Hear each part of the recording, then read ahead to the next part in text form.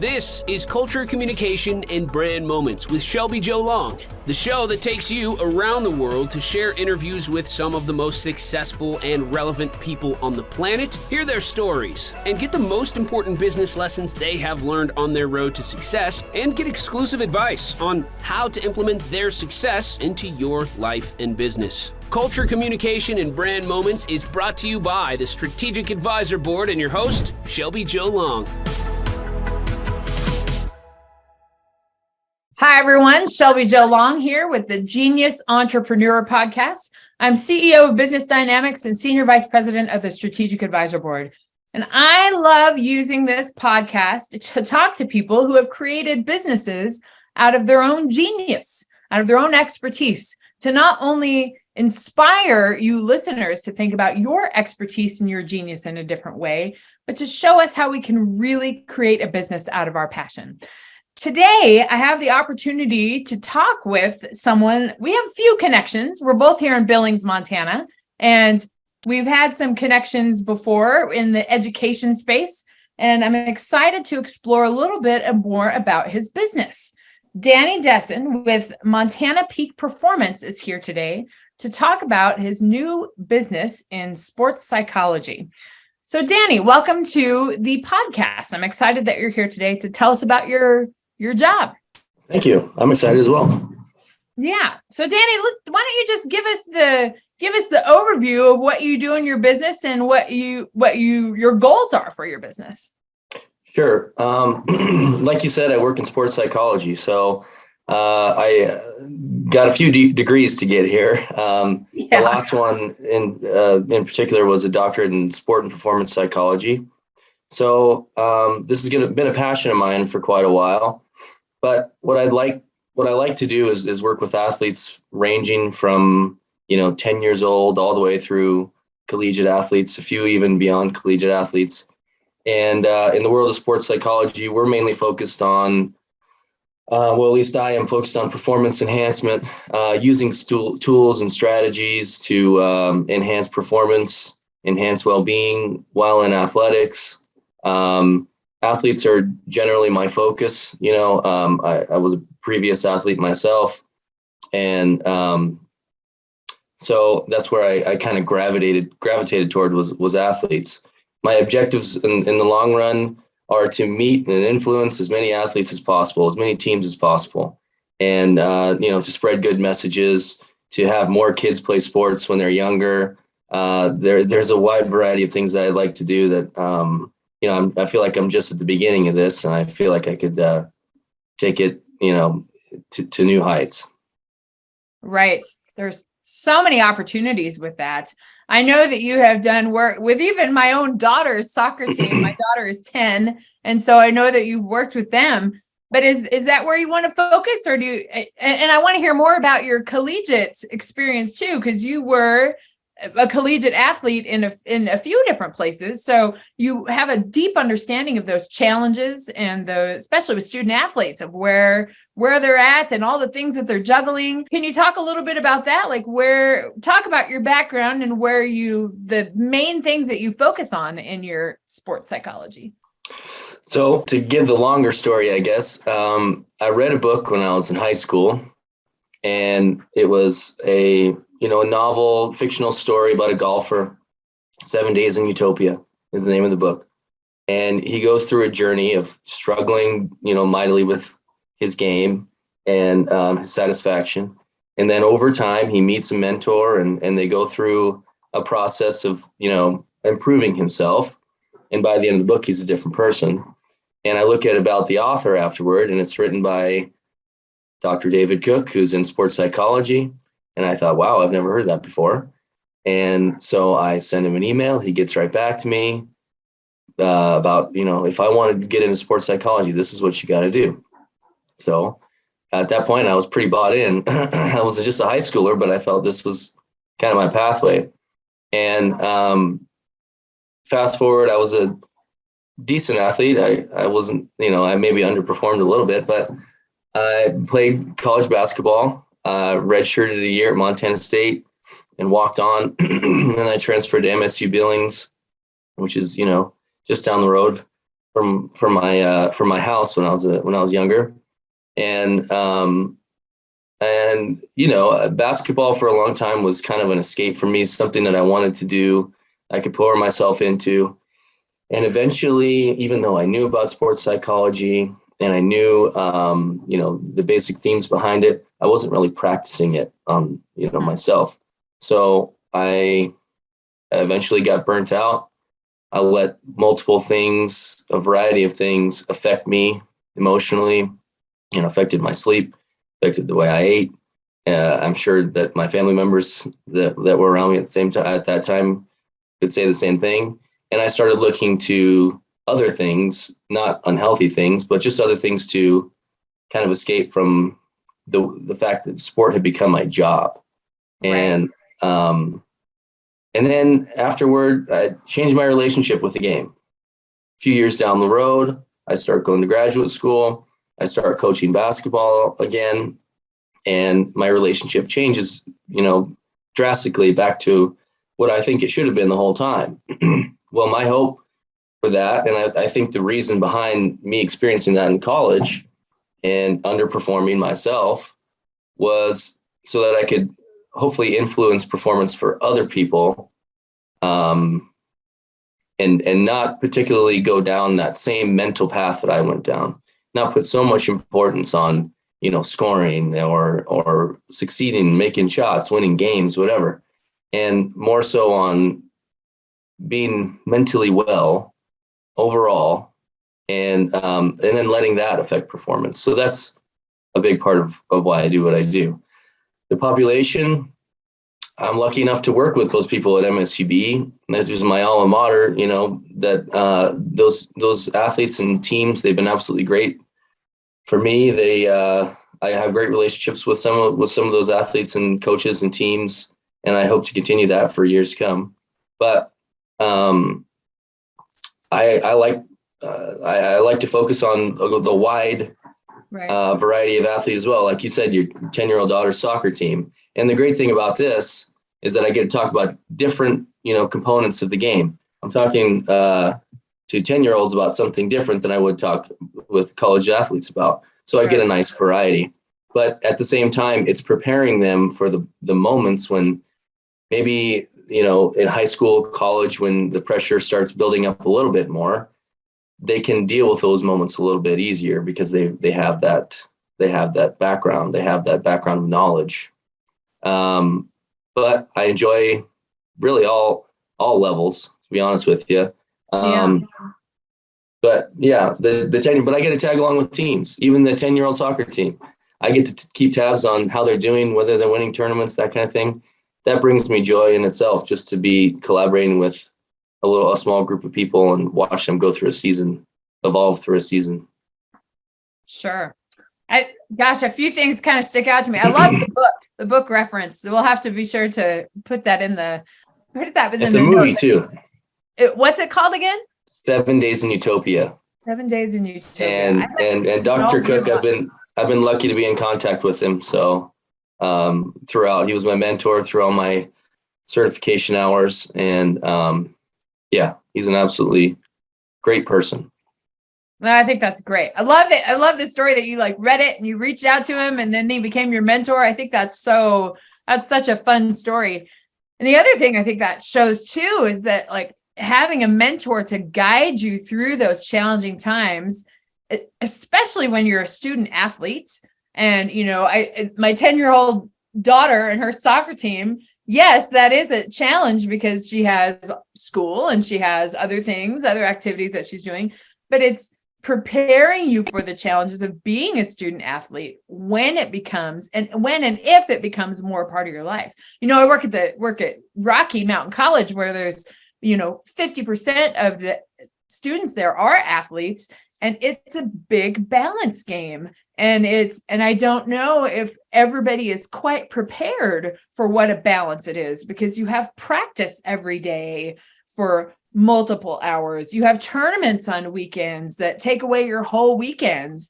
And you have to balance that with being a student and succeeding and also balance that with, your social life and I think not being maybe mentally prepared to deal with all those challenges, and having someone like you being a mentor I think is so important.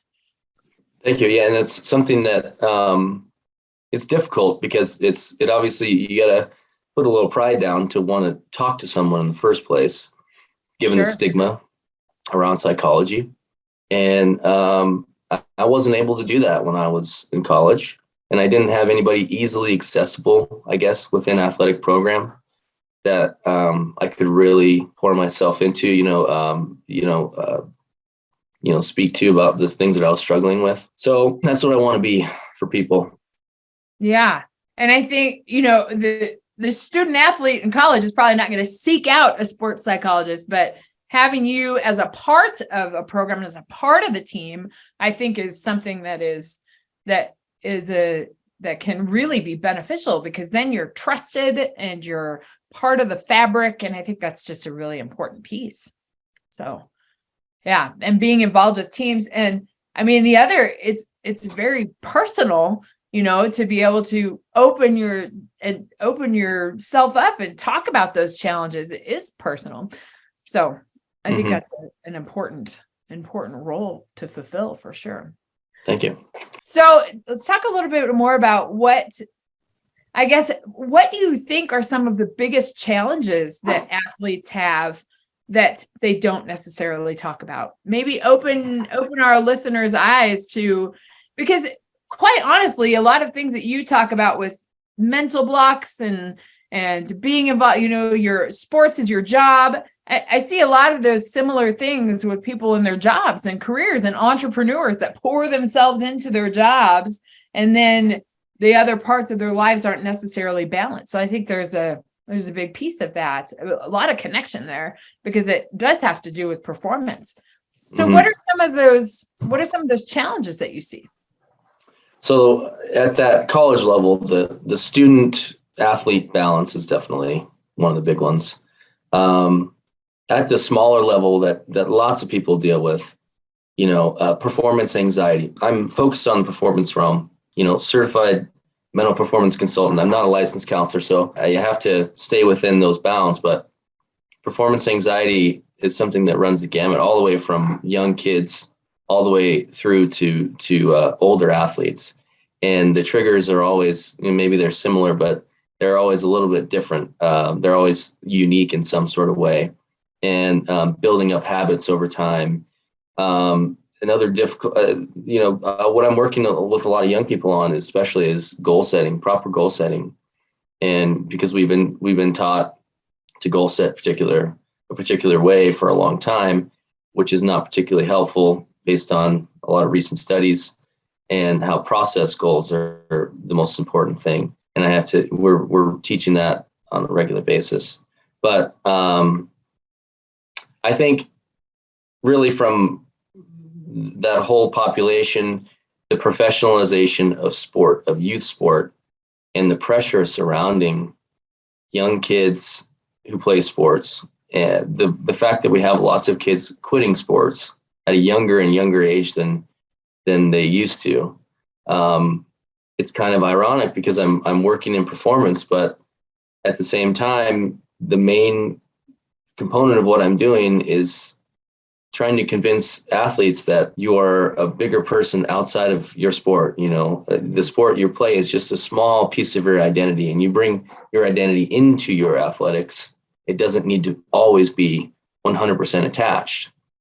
So, but that helps in performance at the same time. So, that's that pressure from coaches, pressure from parents, just overall pressure, lots of sports going on at the same time, so many sports going on over the course of a year. A lot of it just gets built up, and young athletes don't always, respond to difficult situations the way that they should. And Sure. So that's generally what I'm helping with. Gosh, that just, there's so many connections with just entrepreneurs and business. One thing I want to ask about, dig a little bit deeper on that. You talked about goals, and how that goal setting and how, setting those goals to win and performance goals are different than process goals. Mm-hmm. Can you talk a little bit more about that and what difference that is and what difference that makes? Yeah, it makes a world of difference. So I like to characterize it. I might, change these terms eventually along the line, but kind of characterize it as a funnel goals. So it's okay to have the outcome goal of, let's say for a student athlete, I want to be an all-conference, all-state player, right? And this may be set during the season, beginning of their career, and they could build to it, whatever. Just having that alone isn't really going to do much for them. It may, be in the back of their mind every once in a while. They may see it on a piece of paper every once in a while, but it's not going to be continually that in the present moment. So sure. The funnel goals are small things that they can do weekly. The process goals and the characterization is every time you accomplish one of your goals or you work towards one of your goals, as challenging as it may be, you're putting a drop in that funnel. There's a plug in the bottom of it. And eventually, if you put enough drops in that funnel and you stay in the present moment, enjoying the process goals that you're accomplishing, then at the end, you get to reap the benefits, pull the plug, all these process goals start to flow out. And that's a very difficult thing for people to do, stay in the present moment and, sure. Go week by week.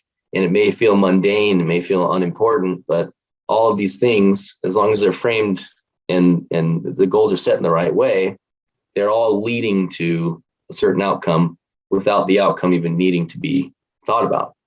I heard a good representation of this as bamboo. Bamboo doesn't break ground for 5 years after the seed, when the seed goes in the ground. But once it does, within 5 weeks, it grows hundreds of feet. So I may be wrong about some of these numbers, but the idea is that all the work happens underground. All the work happens in quiet. I like to talk about the man in the arena, which is the quote behind me right now. But all that work happens in the background. And then when the time actually comes, that's when the results just happen for themselves, whatever's meant to be. Right. That you put the foundational work in to be able to discover, to be able to reap the benefits later. But it's hard to do that in the beginning. This is entrepreneurship too, is that we have these small, yes, we want to have a 6-7 figure business in a year, and we can do that, and that's our goal, but you've got to take the steps to lay the foundation to get there and develop those habits and routines to be able to transform your own life and to be able to transform the way that you operate. I think that there's so many similarities in all of that because it is performance related. In your experience working with kids and working with students, what's the biggest source of performance anxiety? Do you think there's a source to that? Or do you think is it deeper than just, performing in front of my fans and my family? And have you ever delved into that and see what's the deeper part of that? A professor of mine gave us, Dr. McCutcheon, he gave us a list of performance fears, the 10 fears that student athletes can have, athletes in general. And they apply very well to a lot of different people. And I would say the most prevalent fears are going to be fear of failure, fear of judgment, fear of, embarrassment. And those things generally lead to difficulty down the line if they're not addressed at an early age. This kind of goes into a little bit of a motor learning aspect, but an athlete that at a young age is not given freedom to learn the skills and is being told and coached every single play on what they're supposed to do, every single trial on what they're supposed to be doing, being modeled all the time without having the freedom to kind of make their own mistakes, figure out what might be best. Now that athlete is the one that misses a shot in a game and looks over their shoulder or looks up at the sideline to see where their parents are, looks at the coach to see if they, if there's some sort of disapproval going on, because it's it's built into them. So the freedom to play unencumbered by those things, that's a skill that has to be developed over time. And sometimes the habits have to be broken in order for that to actually happen. Absolutely. I feel just listening to you talk about those fears, I feel like I'm in my public speaking class, because there's a lot of that too, with the performance anxiety, and you're speaking in front of an audience, your fear of judgment, your fear of failure, your fear of the perfectionism that we have in our heads of how we envision things, and that we don't necessarily get there. And all of those things are tied together, which is why I think there's so much crossover between your work and working with student athletes and working with entrepreneurs. I'm excited to talk with you more about how to engage those ideas, and because I think that has some real potential in the corporate world, especially understanding that the roots of it are in where you, and the best match for your brand is definitely talking to student athletes, but there's a lot of similarities across the board. So sure. That's fun. Well, Danny, what's next for you? Tell us more about what's next for your business. What are you looking to accomplish right now? Who do you want to work with? I'm working on trying to work with Olympic athletes. That's kind of my next focus. I'm waiting on approval to be in the US OPC sports psychology registry, which will hopefully help me get some referrals to Olympic athletes my way. That's kind of my next step as far as the certifications in the sports psychology world go. But then eventually, down the line, especially in Billings here, I'd like to influence as many athletes as possible, whether that means having, sports camps related to different sports, different mental components within sports, talking to parents, talking to coaches a lot of coaches together, delving into different areas of performance. That's kind of why I named the business the way I did. Yeah. So I could maybe get into some sports specific things, maybe not, I'm not like 100% skilled in all of these things, but I think that there's a space for that in Billings. Absolutely. And right now I'm focused more locally than I am anything else. Just trying to get my name out there, have conversations with as many people as possible that are interested in sports psychology. That's one of the things from the very beginning that's been a little bit difficult, is basically it's been an education component. What is sports psychology? Not a lot of people actually know what it is. I figured from the very beginning it was going to be like, all right, this is going to take off.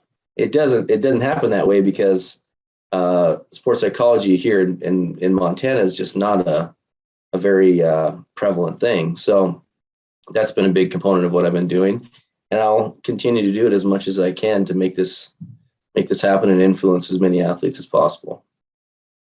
Yeah, there's an education piece for sure for your specialty, and I think that's in Montana, yes, but it's not a newer concept, but it's something that I know coaches are starting to really pay attention to, is the mental health of their athletes. And I think it's mental health of athletes, but it's students. There's lots of opportunity for that. So yeah, there's an education piece to it too, which is why I'm excited you came on this interview today, so you could educate us a little bit about what you do. So yeah, that's a big piece of it too. Well, Danny, this was really a great conversation. Can you let our audiences know where to find you, to get a hold of you if they're interested in your services? Best place to go is to mtpeakperformance.com. Even if you Google search, Montana Peak Performance or sports psychology, Billings, Montana, I'm sure you'll probably find me. There's a contact form on the bottom of that. Other ways to do it, if you like going through Facebook, I have a Montana Peak Performance Facebook page. I'm at Danny Desin on Twitter, so reach out to me on there as well. Any questions or any interest or anything. Love to chat with people about sports psychology.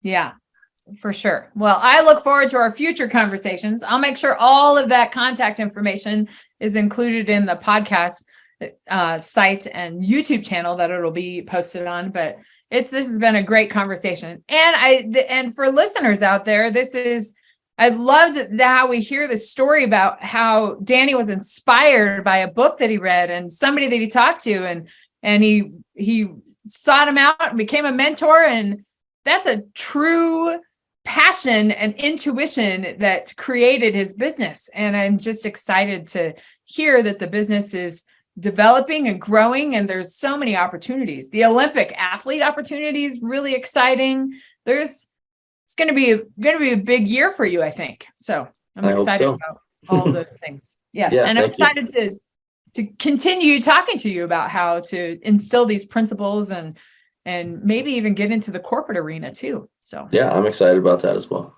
Yeah, that'll be fun. Well, Danny, thank you again for showing up to the podcast. And listeners, I'll talk to you next time when we talk to another genius entrepreneur that was inspired by their intuition and created a business out of their genius. We'll see you next time. Thanks for listening to Culture, Communication, and Brand Moments with your host, Shelby Jo Long. Please leave your feedback and visit strategicadvisorboard.com to get the latest and greatest business advisement on the planet. Follow us on social media for updates, and we will see you on the next episode.